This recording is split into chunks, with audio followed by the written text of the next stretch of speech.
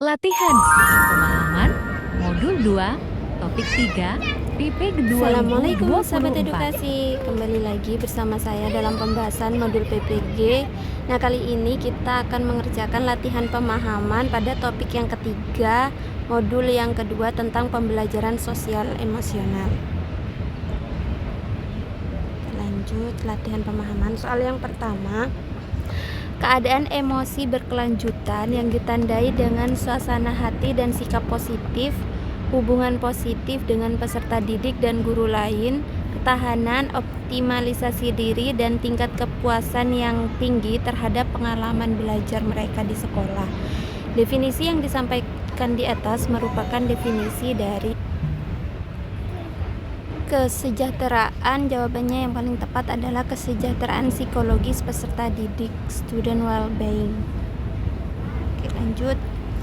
Soal nomor 2, meningkatkan kesejahteraan psikologis warga sekolah dapat diwujudkan melalui komitmen kita sebagai seorang pendidik untuk meningkatkan keterampilan sosial emosional diri kita sendiri sebagai orang dewasa. Casel menjelaskan bahwa pengembangan keterampilan sosial emosional oleh orang dewasa di sekolah dapat dilakukan melalui 3 upaya, yaitu dari pilihannya yang paling tepat adalah berkolaborasi, belajar, dan menjadi teladan. Lanjut. Soal nomor 3, guru dapat melakukan upaya belajar untuk meningkatkan keterampilan sosial emosional dirinya sendiri. Salah satu upaya belajar yang dapat dilakukan oleh guru diantaranya adalah guru dapat melakukan upaya belajarnya dengan cara melakukan refleksi terhadap keterampilan sosial dan emosional pribadi atau dirinya sendiri.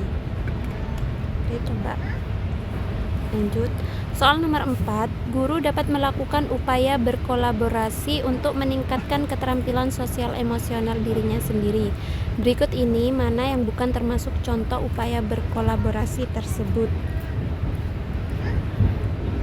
Jawaban yang paling tepat adalah melakukan refleksi terhadap keterampilan sosial dan emosional pribadi atau dirinya sendiri. Lanjut.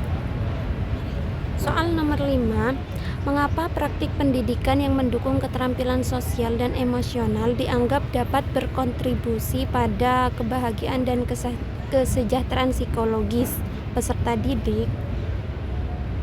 Nah, ini karena untuk membantu peserta didik untuk dapat memahami dan mengelola emosi mereka sehingga mereka cenderung lebih mampu menciptakan hubungan yang positif, memiliki motivasi yang tinggi, dan mengalami kebahagiaan dalam proses pembelajaran. Lanjut.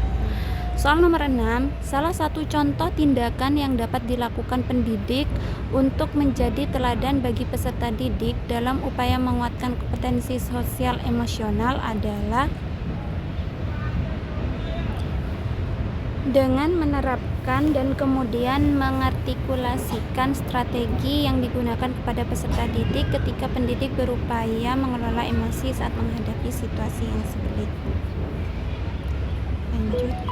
Soal nomor 7, mempelajari kompetensi budaya adalah salah satu hal yang dapat dilakukan guru untuk mengembangkan kapasitas diri dalam menerapkan kompetensi sosial emosional.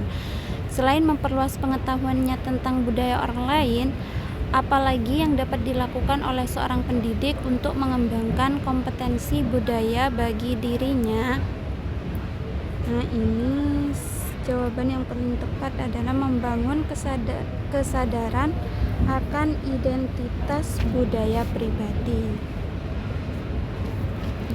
Soal nomor 8, mengapa kolaborasi di antara warga sekolah seperti peserta didik, guru, dan staf dianggap memiliki manfaat signifikan dalam menciptakan lingkungan belajar yang mendukung kesejahteraan psikologis? Nah, jawaban yang paling tepat adalah kepercayaan dan saling pengertian yang ditingkatkan melalui kolaborasi membentuk fondasi yang kokoh dan berkelanjutan untuk kesejahteraan psikologis individu dan kolektif.